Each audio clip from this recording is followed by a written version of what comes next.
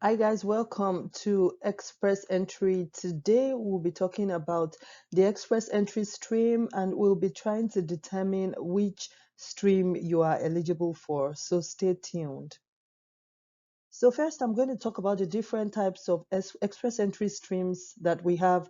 We have Canadian Experience Class, we have Provincial Nominee Program, we have Federal Skilled Worker, and we have Federal Skilled Trade. And I will be talking in depth about all of these streams so that you can narrow it down and determine which of them you qualify for or you are eligible for. So for Canadian Experience Class, you need to have a work experience of at least 1 year skilled job, 1 year full-time work experience in Canada. And full-time work experience can be calculated in different ways. You can either have a full-time 30 hours or above per week job for 12 months, or you have equal amount in part-time work. So if you're working part-time for 15 hours per week, for instance, then you need to do it for at least 24 months before you can say that that is equal to 1 year full-time. Take note of that. And then for your language, you must meet the required language level for your job. So if your job is skill 0 or skill A, you need to meet at least 7 in all the sections of your language exam, either French or English. And if your job is skill B, then you can meet at least a 5 in all the sections. A very good thing about the Canadian Experience Class is that you do not require to have your education evaluated or to show proof of education before you can apply. As long as you have a 1 year skill work experience in Canada, you are deemed eligible for this program. And finally, another win-win situation for Canadian Experience Class is that you don't need to show proof of fund. All you have to do is to make sure you upload a statement or a letter in your application saying that you are applying under Canadian Experience Class and thus have been exempted from the proof of fund requirement. Next, I'm going to talk about things that will make you ineligible. So if you don't have the following things, you cannot apply for the Canadian Experience Class. If you do not have 1 year skilled Canadian experience, as I have said, or if you are claiming refugee protection in Canada, you are not qualified, even if you have a 1 year skilled Canadian experience. Also, if you are not authorized to work, so if you are not on a work permit, you are not eligible. That is, if you have that work experience when you are not on a work permit, you are not eligible to apply. If you are, for instance, on a study permit when you had that 1 year, you cannot apply for CC with that 1 year experience.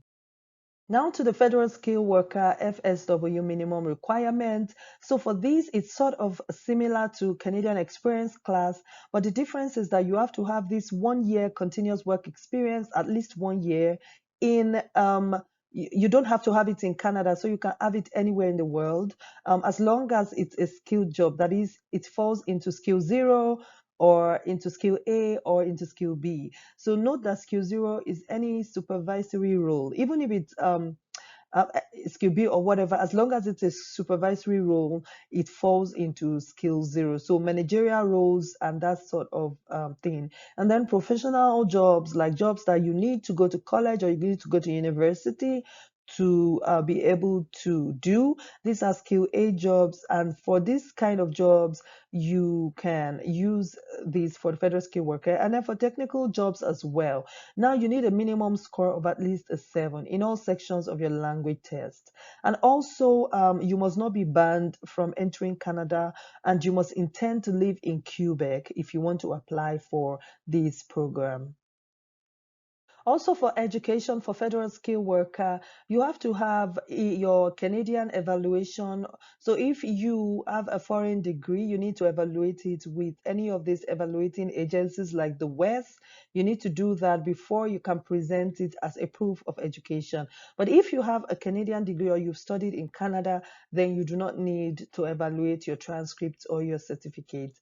And also you have to show proof of fund. So unlike the Canadian Experience Class, you do have to show proof of fund except if you have a valid job offer with LMIA, so that's Labor Market Impact Assessment. This is a special thing that is done by employers for employees. So if you have the LMIA, then you are exempt from the proof of fund requirement for federal skilled worker. I will be posting a video shortly on proof of fund for express entry, and it covers all the things you need to know about express entry proof of fund. Federal Skilled Trade is a totally different program that caters to those of you that have a trade job or that you have experience in the trade sector or technical jobs.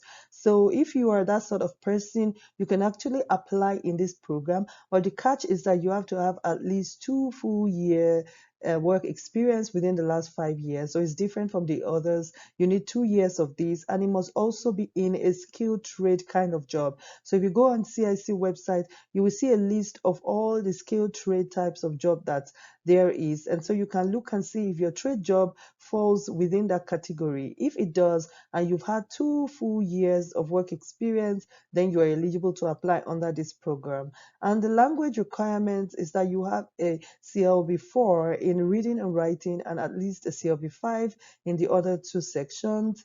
And also you have to be aware that if your trade requires certification or qualification in Canada, you must have it. So if it's like, for instance, if you're an electrician or plumber or all those kind of trades that require a type of certification to practice here in Canada, you have to make sure that one, either you have it, or two, your own certification can be accepted by Canada. So it's important you make sure you have this because you have to prove it in your application. And then your education, you also have to evaluate your transcript and your certificate if you did not study in Canada.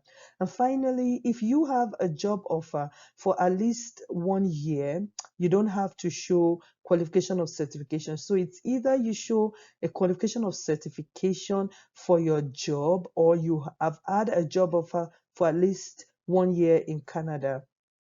So make sure you have all of this. And if your trade job is the type that does not require certification, there are indeed some jobs that do not require the certification, is just optional. If you are that sort of person, you have to make sure you prove it in your application that your trade job does not require certification.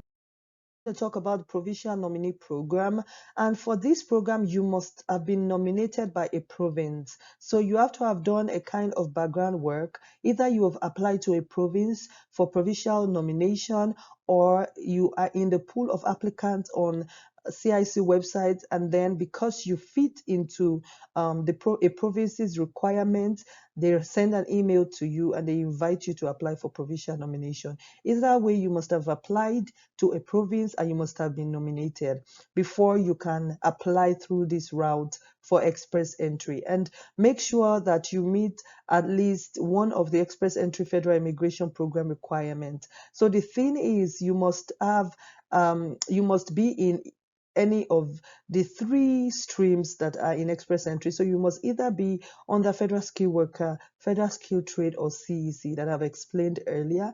You must fall into either of these 3 categories before you can apply for a provincial nominee program, even if you've been nominated by a province. And whatever stream you fall into will determine how your application will be evaluated. For instance, if you've fallen into CEC before you got this provincial nomination and all of that, then you won't need to show proof of funds. But if you fell into federal skilled worker or federal skilled trade, then you definitely need to show proof of fund. And you can always check which stream you fell in by looking at the letter that Canadian Immigration sends to you for your invitation to apply for the provincial nominee program. Another way you can determine this is by looking at your account on the CIC website, and then you will see a section that talks about the streams that you met the qualification for. So it will write CEC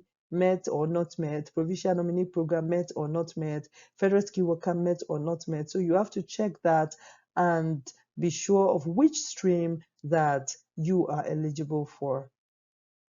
So now that you know all the details about the express entry streams. The next thing to do will be to watch my other video. I have linked it in the description box below. Watch it to determine how to go about figuring out your CRS score. And then that will show if you are competitive enough for the cutoff for express entry draw. So after you've determined your CRS score, then you want to create a profile on CIC website, and then you want to update your profile. And then if you feel that your score is not competitive enough, you want to improve your score by different ways. I talked about that in that video as well. And then you also want to check out provincial nominee program if your score is not competitive enough, because this can add up to 600 points to your points.